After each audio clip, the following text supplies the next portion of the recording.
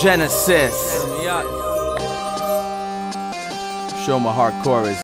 What's up, freaks, beasts, and athletes? It's DC here with dclayborn.com, home of Genesis Strength and Conditioning and Stacked and Jacked. Got something a little new for you guys today, something I'm going to try to do each week. But before I get started with it and tell you more about it, I want to make sure you check out those 2 free links below.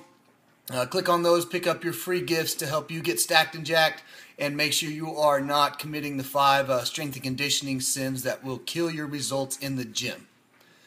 So something new that I got for you guys, I want to try to make this a weekly installment, but I need your help, is we are basically going to go somewhat of a lightning round where I take 60 seconds to 2 minutes and try to answer as many questions as I can that you guys have.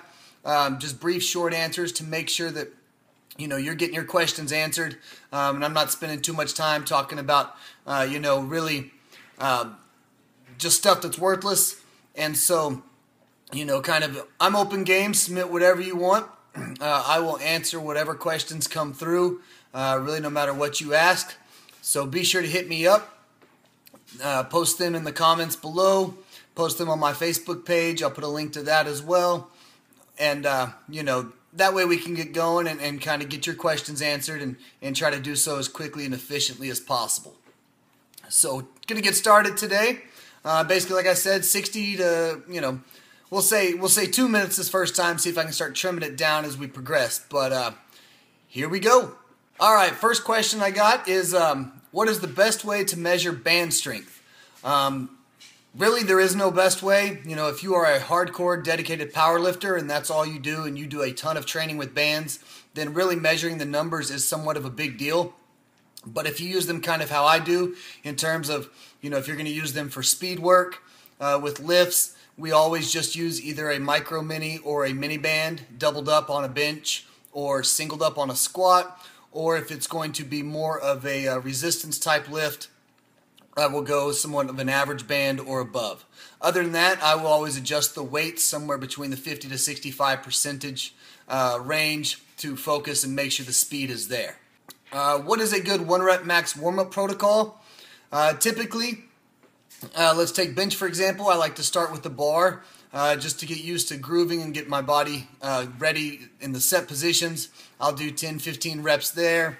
If I'm going to work up to something like 365, have a good idea where I'm going to be, I'm going to do 135 5-7 times, 225 3 times, 255 3 times, 275 twice, 315 once, and then 335 once, and then start making smaller jumps up from there with a little more rest in between, somewhere between 1 to 2 minutes.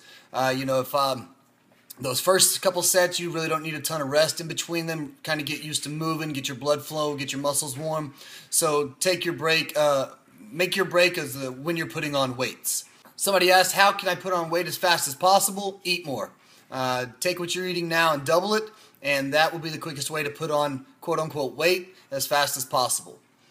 Where do I buy my equipment? I have a guy who makes the majority of it, and the stuff that I don't get from him, I either get it from Rogue Fitness, or if I can find it a little cheaper, typically I might get it from GetRx, or again faster as well. How beneficial was my college education? It was not that beneficial, unfortunately. I didn't know what I was going to do. I ended up with an exercise science degree. There's only 2 classes that I consistently use from that degree, and that is biomechanics and anatomy and physiology.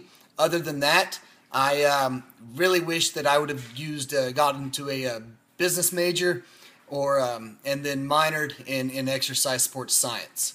And then let's go one final question. How do you need to train for the Go Ruck Challenge? I've done 2 of them.